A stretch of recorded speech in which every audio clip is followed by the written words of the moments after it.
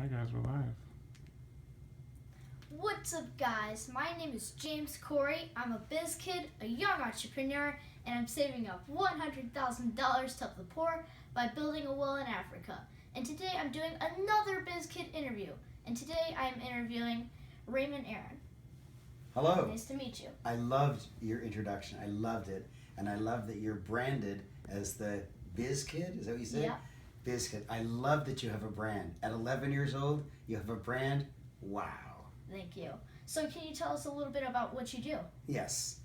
My name is Raymond Aaron. I'm a New York Times top 10 best-selling author. I've written a total of 8 books. I'm a professional speaker. I held workshops around the world for over 33 years. I'm an adventurer, philanthropist, all-around nice guy. Awesome. So let's get started. Okay. We'll just keep going. We'll just keep All right. rolling. So the first question is, how long have you owned your business? 33 years. Awesome. And how much have you financially invested into starting your business? Nothing. Nothing? No. Really? Yeah. I know there are businesses that you have to pay a lot of money to start, and there's nothing wrong with them. If you want to buy a franchise, like a McDonald's franchise, you likely have to pay $1 million. And if you borrow money to do that, you have to sign personally for it. And there's nothing wrong with a McDonald's franchise. There's nothing wrong with starting a factory that may need $10 million to get started. But I teach clients how to start businesses that don't require much money. It doesn't require any money except a bit of training, which you may need, in order to become a professional speaker. Awesome. So, next question is, let me think about it.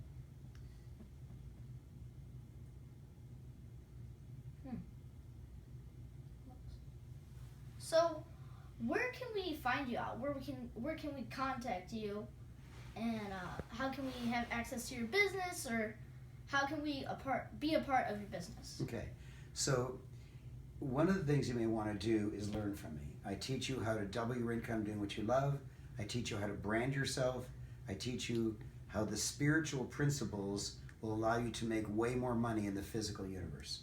Because most people work in the physical universe, doing physical universe stuff to get goodies in the physical universe, like a car and a home and such.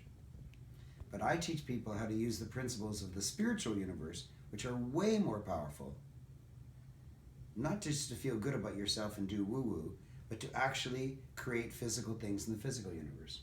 And so if you think about people who only work in the physical universe, and that could be, let's say, a waitress, or a person who drives some heavy machinery, or a truck driver or an Uber driver, they work completely in the physical universe. Their job is to move stuff around in the physical universe. A waitress might move a plate of eggs around, and a driver of a heavy machinery, he might move large amounts of earth. But they're just doing stuff in the physical universe.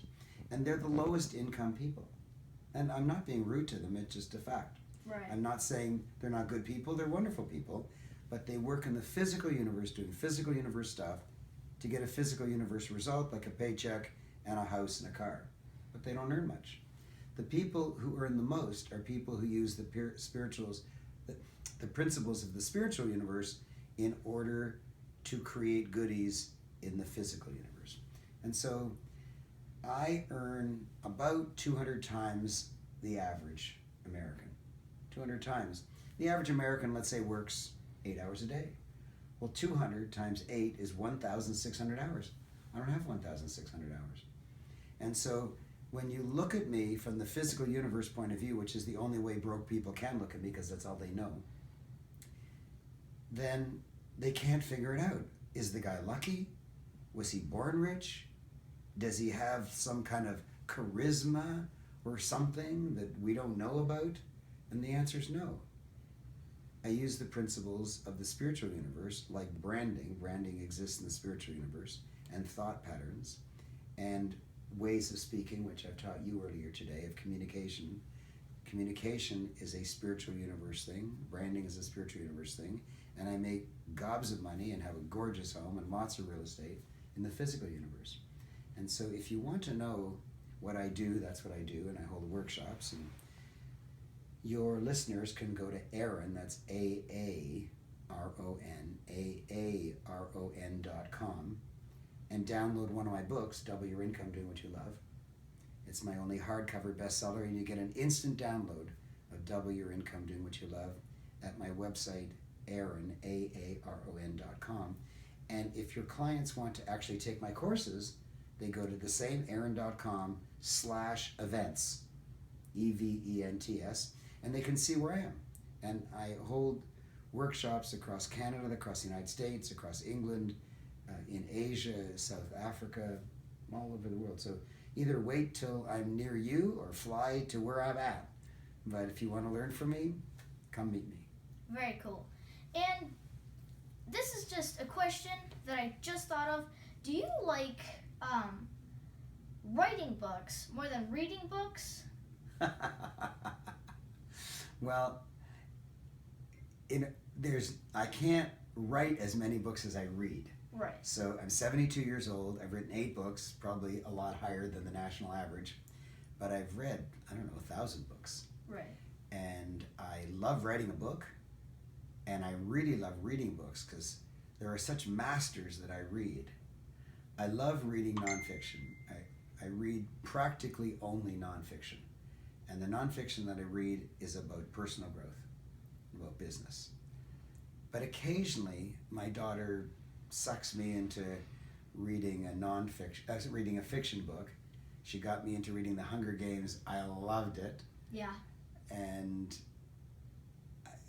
even though I do get sucked in occasionally to fiction, and they're great books and they're fun to read, they're fun like a movie is fun. You go to a movie, you know you're going to get entertained. You get entertained and it's over. But the books that I read don't ever end. When I learn something from a book, it improves me. It improves my ability to earn. It improves my ability to connect with my clients. It improves my ability to be happy. It reduces the mistakes that I make. It just helps me in all ways. And then when I learn these 3 or 4 things from this book and these 3 or 4 things from this book, and I've read 1,000 books, let's say, so there's several thousand things, and I get coached, so I learn things there, and I take courses, so I learn things there, and it all adds up so that now at my age, I earn a very large amount of money, and not to boast about it, but just that's the scorecard. You know, if you understand how life works, you'll automatically make a lot of money. So I have the benefit of all that wisdom and make a lot of money, and I'm very, very happy, and I have a beautiful home and a Tesla car that doesn't use gasoline. I can't imagine being happier. And then I take some of that wisdom, and every so often I write a book. But actually, it's a fascinating question. That's a good question. Thank you. So, if there's any other young entrepreneurs out there that are watching this video, what book would you suggest they read? Well, I'm going to give a spiritual book instead of a business book. And the book is by Hermann Hesse, Hesse, and it's called Siddhartha. Siddhartha, Siddhartha. And it's about a young lad in India. It's just a fiction book, but it's a book about this young lad who wants to know. He really wants to know. He wants to know how the world works, and he calls it enlightenment. That's what he's looking for, is enlightenment. But it could be a metaphor for understanding life, understanding wealth, understanding business. And he spends his whole life in this search, learning from these kinds of people, learning from those kinds of people. Sometimes he learns a lot, sometimes he actually goes backwards and makes mistakes, but it's the story of his whole life. And at the end, it's so touching, because at the end, he actually achieves enlightenment. And the writer, Hermann Hesse, I've read everything he's written as far as I know. Everything. I just love the guy. He wrote the ending in such a sweet way that I was so deeply moved. And a friend of mine, Jack Canfield, who started the Chicken Soup for the Soul series of books, he and I were going to write a book called The First Book That Changed My Life. Like we were chatting one day, and some people were talking about a book that changed their life. And Jack said, you know what? I bet you everybody has a book that changed their life. So Jack and I went around to a few tables. We were at a retreat with a lot of wealthy professional transformational leaders. And we said to quite famous other professional leaders, what's the first book that changed your life? They knew it. Like, it was right on the top. They didn't have to say, let me think. Oh no. They knew the first book that changed their life. And when we asked about 20 people, we started getting the same books. In other words, there's a short list of wonderful books that have changed so many people's lives. Wow. Yeah. That's amazing. And Siddhartha was one of them. I know that I was one of the contributors of the name Siddhartha, but several other people said Siddhartha too. And of course, another one that was often mentioned was Napoleon Hill's Think and Grow Rich. Awesome. So my next question is, why do you think most small businesses fail? Because they're not branded. You're branded. Do you know what your brand is? The Biz Kid. The Biz Kid. Now, you made that up. And it rolls off the tongue well, the Biz Kid. No one has to say, what did you say? Because it's so easy to understand. And kid is a short word, and biz is a short word, and you're a short person because you're young, and it just kind of works. It really works. And as I've taught you today, brands don't have to make sense, they just have to work. And so BizKid may not be a good brand for you when you're 30 years old. Right. But at the moment, you're not planning it to be a brand for you for another 20 years. You're only 11. But it's a delicious and powerful brand for you right now. So you should extend your brand by getting the website thebizkid.com, or if that's not available, you might want to get something like thebizkidpresents.com, like something where you add a word just so you can capture the BizKid on more than simply the thing you call yourself, or maybe your blog or something like that. And when you start extending your brand, when your dad buys you a jacket that has the BizKid across the back, and then you take a picture of that and put it on your website, then you start amplifying your brand. And then people start calling you the BizKid, and they want to buy books and tapes and CDs, and they get your blog for free, but maybe there's like an inner blog that only people who pay a certain amount can get. Then even at your tender age, you'll start actually making money. I don't know if you want to make money, but you were asking about people who want to make money if they're starting a business, and they have to be branded. When you're branded, when people call you the BizKid, when they see that you have a certain color scheme, maybe it's red or maybe it's purple, and when they see that you have a certain font, and when they see you always dress in a certain way, like maybe you have shirts like this, a very nice shirt that has a BizKid logo on it, and then maybe you always wear BizKid logoed merchandise, they'll want to buy that merchandise. Right. They'll want to, like, even though these interviews at the moment are no charge, is that correct? Yes. No charge? But that doesn't mean that you can't collect all of them. Maybe you collect 15 of them and call it the best interviews the BizKid's ever done, because it's the only 15 you've ever done. And then you can start selling that. Even though they could have got it for free by going to your website, they may or may not know that, or they may want it all in one place anyways. And they may pay $99 for it, they may pay $49 for it, but because you're the BizKid, and because you're the BizKid that interviews successful people, even though you're 11, they'll want to follow you. My daughter's 15, and they want to follow her because she's branded by writing a book. Awesome. Wow. So I my love it. recommendation to people starting their business, whether they're 11 or an adult, you brand yourself first. Okay. Wow. If you guys thought that was good advice, leave in the comments, wow. That's a good idea. Do you know why? Because the more comments the more likes you get and the more comments you get, the more Google raises you up the ranks. Because there's lots of people who have a blog, no one reads it. But a blog that's well read and well liked will get many likes, many comments, and many shares. So when you do that, Google says, oh, the BizKid's real. And anyone who Googles business advice or advice from a kid, or whatever the thousands of things are that people might Google that's somewhere in your area, Google will say, "Oh, I know, BizKid. The BizKid's a good possibility for that guy's search," and you'll get moved up the search ranks, and then all kinds of more people will get to know you, and your brand will actually become valuable. Your brand will actually become valuable. And then, have you given a speech on stage yet? Not yet. I want to. I know you do. And when they introduce you, you say to the introducer, "Say anything you want, just call me the Biz Kid," because you have to protect your brand. Right. Got it? Awesome. I like that. That's very cool. I'll definitely use that when I go to speak. So, let me think of another question. Can I interject something? Yes. I wouldn't let him hold his list of questions in his hand. That's what he's done, and he's only 11. But he's done 7 interviews so far, and I challenged him. So if he has to pause for a minute and try to think of a next question, give him a little bit of grace. The kid's 11 years old, and he's never done it without notes before. So wow to you. Thank you.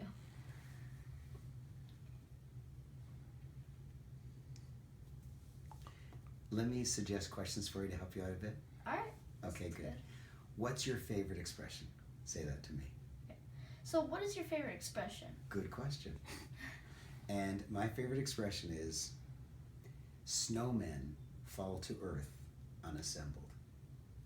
And it's a metaphor, and what I mean by that is that when it's snowing, people see the snow.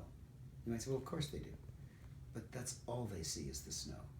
People typically can't look past the obvious to see anything else. And if they do look past it, they usually see negative. They usually say, "Oh my gosh, I've got to shovel the snow. I'm going to be late for work because there'll be bad traffic. I'll hurt my back shoveling the snow." But the good people look through the snow and see snowmen. And that's a metaphor for no matter what's going on in your life, look past what's going on to the positive that you could make from it. Because all business is filling a hole in the universe. So you've decided that there's some people out there that don't know enough about business. And you've decided that you're going to get through to the most profound, most wise, most wealthiest businessmen that you know, or whatever your criteria are, and you're going to bring that wisdom to your following. So you've decided that that's the hole in the universe, and you're going to fill it. Steve Jobs decided that the hole in the universe was, I don't know, you're probably too young to know, there was a life before iPhones. You may not realize this. There hasn't always been iPhones. Yeah. And before iPhones, there was a Sony Walkman. Have you ever heard of that term? No. Oh my God. Oh my God. This I feel just like the time when I was riding in the car with Dad, and there was a big sign that said AAA, phone book or something like that. And then I said, "Dad, what's that?" And he said, "It's a phone book number." And I'm like, "What's a phone book?" Oh, that's right, because cell phones don't have phone books. Oh my God, you don't know phone book. I have to wait till my heart settles down. Oh my God. So, was I just telling you? I was telling you a wonderful story. Walkman. About Walkman, that's right. So, Sony, you've heard of Sony, it's a giant corporation, and they produced the #1 most spectacular, in fact, the only way to have portable music. And that was, you had this kind of clamshell thing, and it opened up, and you put a CD inside it. Do you know what a CD is? Yeah. Okay. And Yeah. then you shut the CD, and you could play that CD, which a music CD would have maybe 12 songs on it. And of course, it had to be played in the order that the artist put the songs on. And if you wanted a couple Beatles songs and a couple Stones songs, you couldn't do it because it was a Beatles CD that you put in there. Yeah. And it had to be in that order. And if you wanted to hear some other singer, you had to open the clamshell, take the CD out, put a new CD in, shut it, and press play, and play it in that order. That was the best there was in the world. And when people jogged, they went running in the morning and they wanted to hear music, the needle would skip, and so they couldn't quite hear it clearly because the needle would. It's not a needle, but anyways, it would skip across the song. And then Steve Jobs stood up one day and said, iPod, you don't have 12 songs, you have 1,000. And you don't have to play it in the order that the artist put it on an album. You can pick and choose any playlist you want. It's the first time anyone heard the word playlist. And you can go through the playlist in order, or you can hit the random button, and you can make new playlists. Like you can have a playlist called dance music, another playlist called uplifting music, another playlist called Beatles songs, like whatever you wanted. You could create whatever playlist you wanted. The world went bananas, and the total number of Sony Walkman that were sold after that day was 0. The only way to have mobile music in the whole world was Sony Walkman. The only way, and their sales dropped to 0 the next morning. And that's because Apple, or Steve Jobs, found a hole in the universe and filled it. So your clients, your followers, your watchers, what I'm saying to them is, you want to start a business, find a hole in the universe. It's not that easy. It's not that hard. It's not that hard. It can be something as easy as your interviews. Find a hole in the universe, fill it, and people will want it. And you have to brand yourself like the biz kid. Right. I'm called the Double Your Income guy because I wrote the book Double Your Income Doing What You Love. And people will want you. You just have to be branded. If you write a book, that's even better. And you have to offer something that isn't available, that is somehow unique, that you're solving a problem.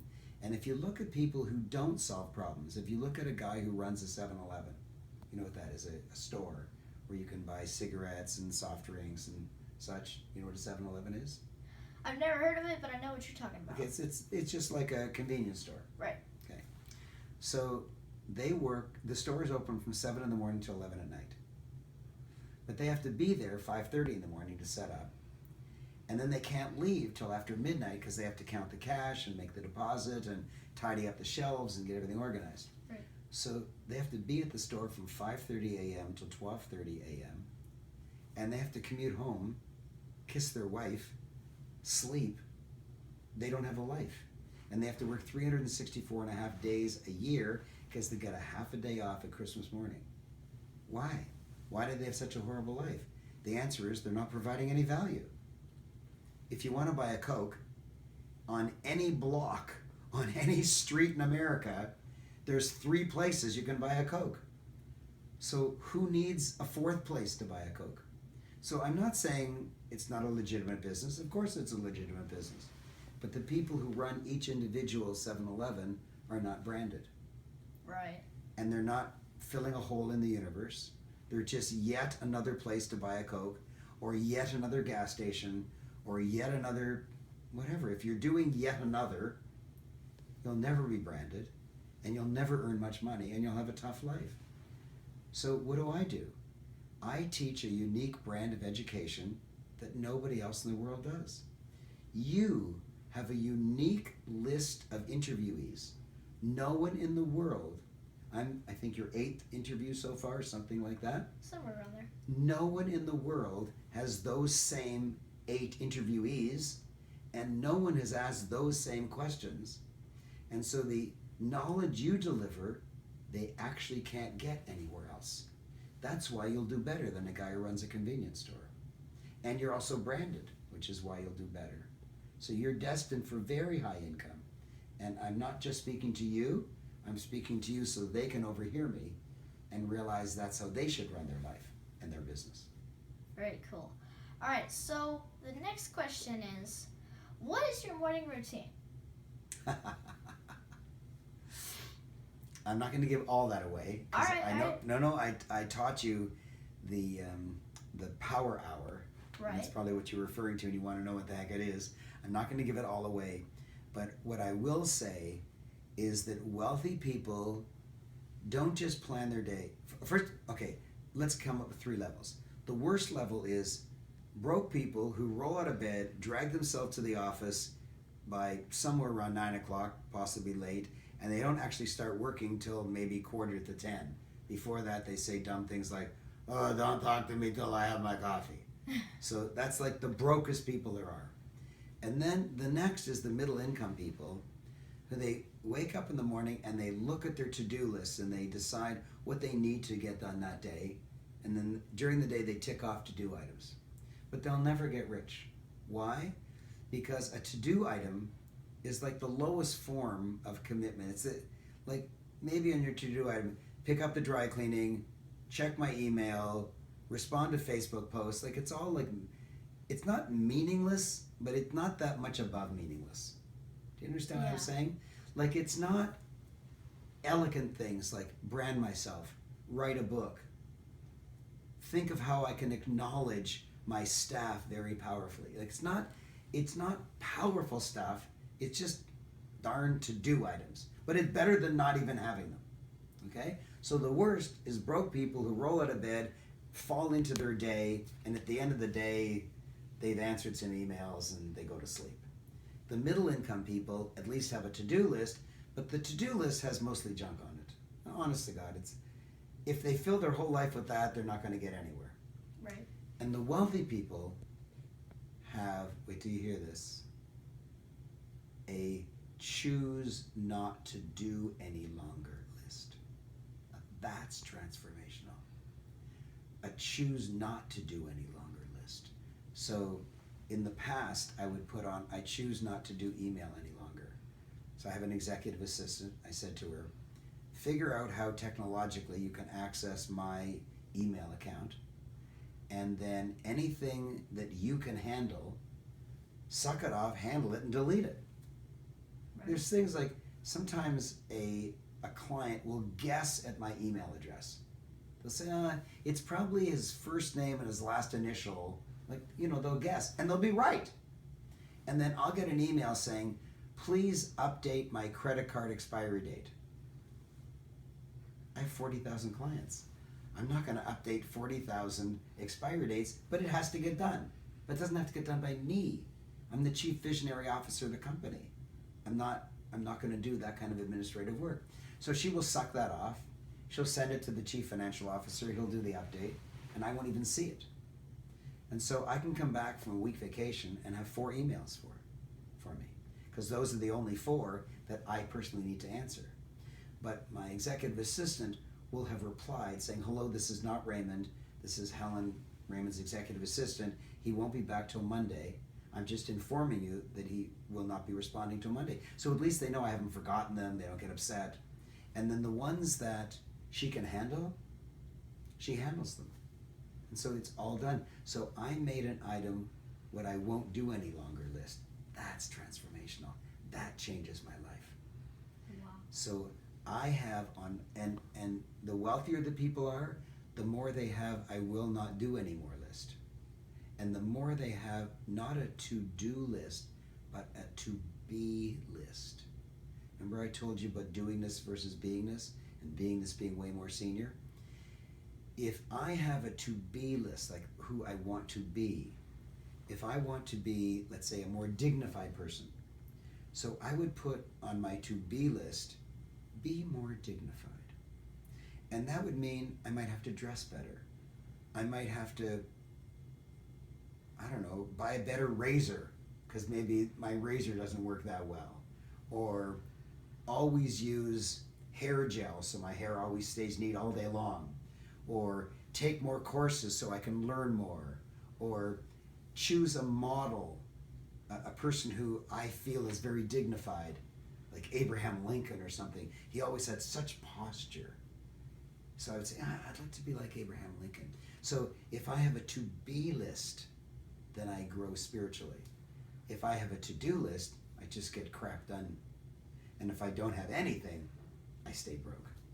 So that's the best answer to your question of what is in a power hour. It's one of those 3, either nothing, or a to-do list, or what rich people have, a to-be list, or a to-no-longer-do list. And that's wildly transformational.